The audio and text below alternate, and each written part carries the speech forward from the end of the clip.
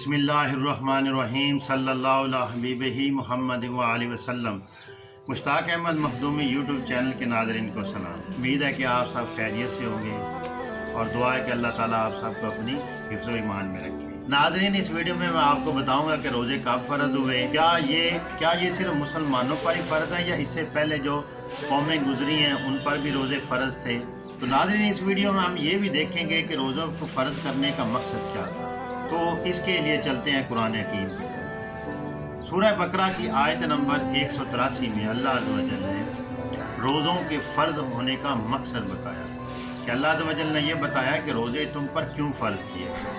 فرمایا یا ایھا الذین آمنوا کتب علیکم الصیام کما کتب علی الذین من قبلکم لعلکم تتقون۔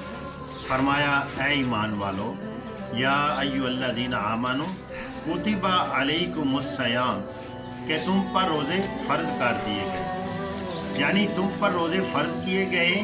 یہ نہ سمجھنا صرف تم ہی پر روزے فرض کیے گئے تھے، کما کتب علی الذین من قبلکم، جس طرح کہ تم سے پہلی امتوں پر، پہلی قوموں پر روزے فرض کیے گئے تھے، تم پر بھی یہ فرض کر دیے گئے۔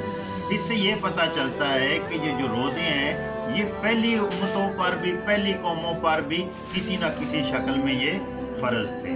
اس آیت کے اینڈ میں اللہ عز و جل نے روزوں کے مقصد کو بتایا کہ روزے کیوں فرض کیے گئے۔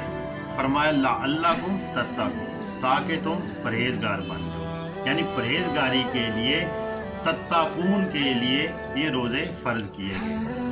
اب سوال یہ پیدا ہوتا ہے کہ انسان روزہ رکھتا ہے اور پھر وہ کیسے پرہیزگار بن سکتا ہے، یعنی صبح سے لے کر شام تک کھانے پینے سے پرہیز کرنے سے کیا وہ پرہیزگار بن سکتا ہے؟ ناظرین، روزوں کی فرضیت کا جو اللہ عز و جل نے ہمیں مقصد بتایا ہے وہ پرہیزگاری اختیار کرنا ہے، یعنی روزے کی حالت میں ہم حلال چیزوں سے بھی بچتے ہیں اور حرام سے بھی بچتے ہیں۔ حلال تو وہ جو عام دنوں کے اندر روزہ ماہ رمضان کے علاوہ جو ہم پر حلال اشیاء ہیں وہ روزے کے دوران ہم پر حرام ہو جاتی ہیں، یعنی ہم انہیں کھا پی نہیں سکتے۔ مثلا پانی پینا، یہ عام روزے کے بغیر ہوتے ہیں تو ہم پی سکتے ہیں اور پینا بھی چاہیے۔ اس طرح کھانا پینا، دوسری اشیاء جو اللہ عز و جل نے ہمیں اپنی نعمتیں دی ہیں وہ ہم کھا سکتے ہیں، لیکن روزے کی حالت میں وہ چیزیں بھی ہم نہیں کھا سکتے جن کو اللہ عز و جل نے عام ایام میں ان کو ہم پر جائز قرار دیا۔ جب وہ اکیلا ہوتا ہے، کوئی دیکھنے والا نہیں ہے، تو پھر بھی وہ کھاتا پیتا نہیں ہے، اس کی کیا ہو؟ اب دیکھنے والا تو کوئی نہیں ہے، وہ کھا بھی سکتا ہے، وہ پی بھی سکتا ہے، لیکن وہ کھاتا نہیں ہے، وہ پیتا نہیں ہے۔ اس کا پیچھے ریزن کیا ہے؟ اس کی وجہ یہی ہے کہ اس کا یہ کنسیپٹ بن چکا ہوتا ہے کہ اللہ عز و جل مجھے دیکھ رہا ہے، کوئی دیکھے یا نہ دیکھے اللہ عز و جل مجھے دیکھ رہا ہے۔ تو اسی وجہ سے جو مرتبہ احسان کے بارے میں جو حدیث ہے کہ تم اللہ کی عبادت اس طرح کرو گویا تم اسے دیکھتے ہو، اور اگر تم اسے نہیں دیکھتے تو وہ تو تمہیں دیکھتا ہی ہے۔ تو یہ جو ہے روزہ، یہ اس مرتبہ احسان والی حدیث کو مضبوط کرتا ہے، ہمارا اللہ کے ساتھ تعلق کو جوڑتا ہے۔ ہم جہاں بھی ہوتے ہیں، چاہے کوئی ہمیں دیکھے یا نہ دیکھے، ہم تنہا ہوں، گھر میں بیٹھے ہوں، لیکن یہ ہمارا کنسیپٹ بن جاتا ہے کہ اللہ عز و جل ہمیں ہر وقت دیکھ رہا ہے۔ اس سے کیا ہمارے اندر پرہیزگاری آتی ہے، ہمارے اندر تقوی پیدا ہوتا ہے۔ تو روزوں کی فرضیت کا مقصد یہی ہے کہ ہمارے اندر تقوی پیدا ہو، پرہیزگاری ہو۔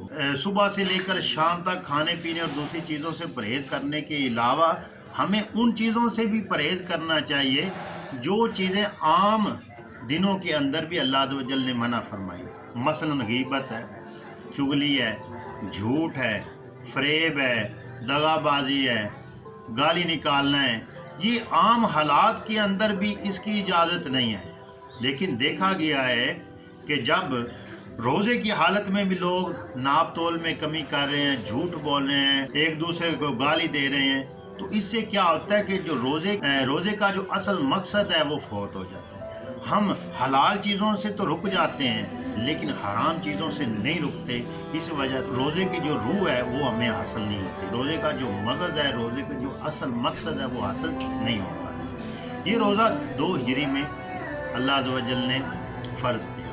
جب یہ فرض ہوا تو شروع میں صرف 3 روزے حضور صلی اللہ علیہ وآلہ وسلم نے فرمایا کہ 3 روزے رکھو، اور جو روزے رکھنے کی طاقت رکھتا ہو لیکن پھر بھی نہ رکھے تو وہ مسکین کو کھانا کھلانا، یہ شروع میں رائج تھی۔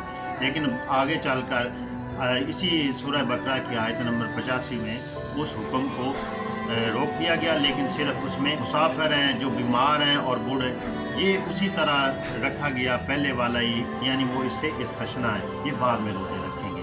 جو مسافر ہیں، جو بہت زیادہ بیمار ہیں، جو بوڑھے ہیں، جو روزے رکھنے کی طاقت نہیں رکھتے، تو وہ ان کو بعد میں رکھیں، یا بوڑھوں کے لیے یہ ہے کہ وہ اس کے بدلے میں مسکینوں کو کھانا کھلائیں۔ تو ناظرین، اگر آپ سمجھتے ہیں کہ یہ ویڈیو لوگوں کے فائدہ کے لیے ہو سکتی ہے تو اس ویڈیو کو زیادہ سے زیادہ لائک کریں، شیئر کریں اور ہمارے اس چینل کو سبسکرائب کریں تاکہ مزید اسی طرح کی ویڈیو آپ تک پہنچتی رہے۔ تھینکس فار واچنگ، والسلام۔